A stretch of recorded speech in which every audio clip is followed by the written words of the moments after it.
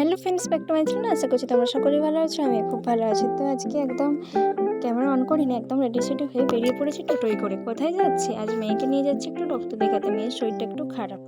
তো মেয়ে এমন রাস্তার চারিপাশ থেকে দেখেছো রাস্তার দিকে, মানে এখনও কি হয়েছে, ছোটোবেলায় মানে মামা বাড়ি বা বাড়িতেই বলো না কেন, ঘুমিয়ে যেত, ঘুমিয়ে আসতো। এখন বাপ্পা রাস্তা দিকে এমনভাবে দেখছি বলার কিছু নেই। দেখো রেল স্টেশনটা থেকে এই জয়পুর রেল স্টেশন পেরোচ্ছি, ঠিক আছে?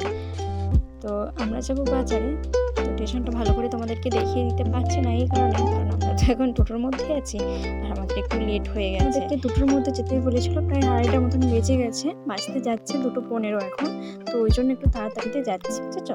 তো যখন আমরা বেড়াতে বেরোবো তখন না তোমাদেরকে আমরা দেখিয়ে দেবো, ঠিক আছে? মানে আমি দেখিয়ে দেবো।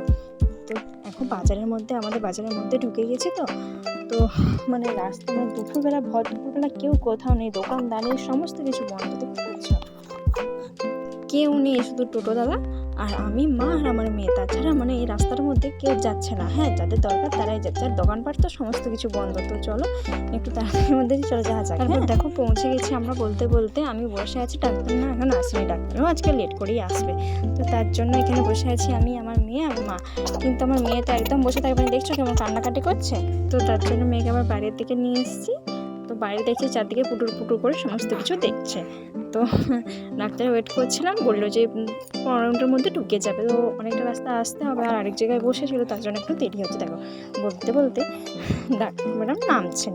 তো বলি আমাদের ডাক্তারবাবু, মেয়ে ডাক্তারবাবু, ঠিক আছে? তো এই দেখো নেমে পড়েছে।